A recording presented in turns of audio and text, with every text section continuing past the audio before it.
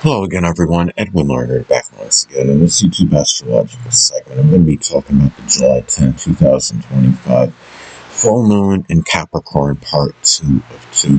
Now, what's also as far as significant is to look at the aspects this makes to points in your chart, as this could impact the delineation and interpretation.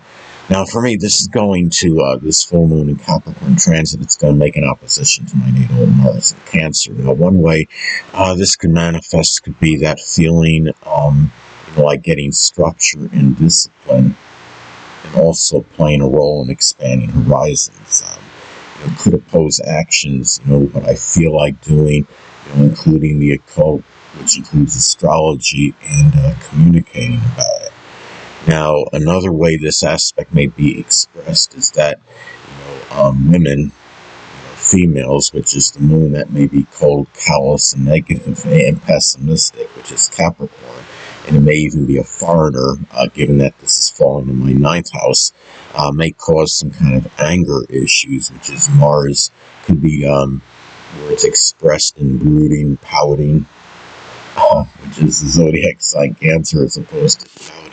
I have to be careful that it doesn't affect the rational thinking, because this does fall in my 3rd house. Now, another thing too of importance is to look at the electional aspects that this transit makes, as this could impact delineation and interpretation of the transit. Now, the full moon in Capricorn is going to make a trine to Mars in Virgo. Now, this aspect could be auspicious for actions that are systematic and methodical, that could, benefit, the fulfillment of success in some capacity, or just general achievement.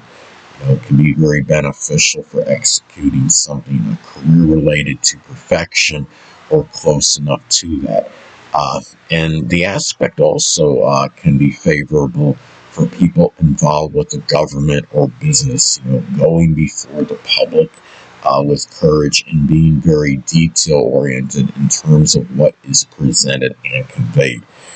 Now, also to keep in mind, this full moon in Capricorn is going to fall at 18 degrees. Now, as far as Sabian symbols go, it may be expressed in becoming more cognizant of having integrity and being strong-willed.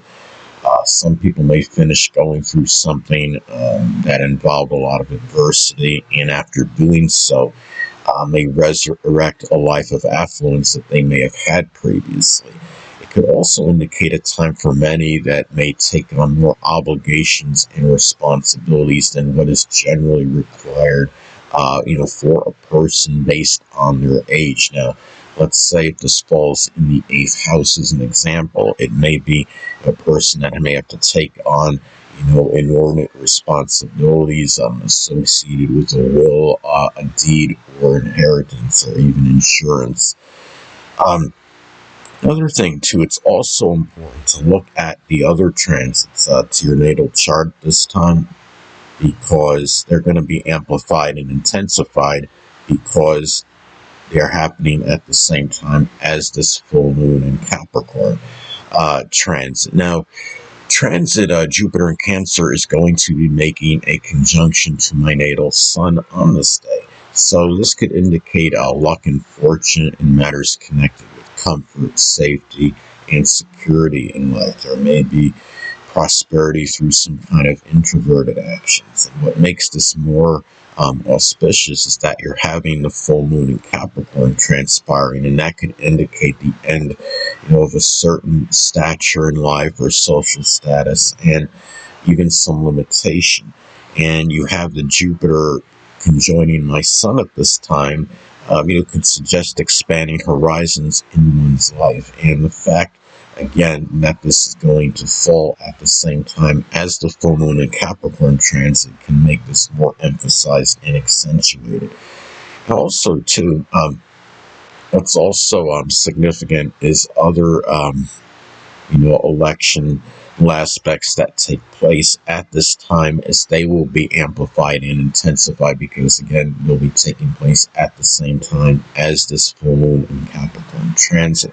Now, transit Mercury in Leo is going to be making a sextile to Venus in Gemini. Now, by itself, the aspect may be auspicious for communications in relationships.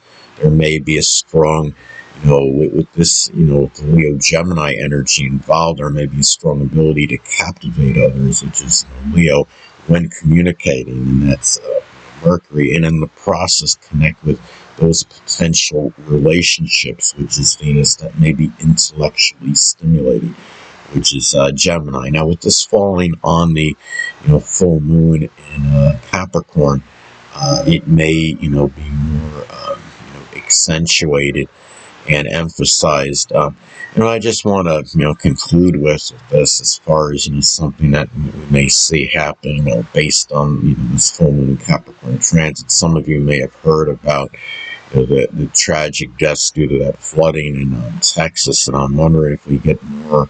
The official count will be revealed of the deaths of that flooding at that time, because keep in mind, the full moon is about revelations and unveilings, and sadly, Capricorn is the planet connected with sadness and despondency, and I really, I think we may get more. Sadly, we get like the official count of that, and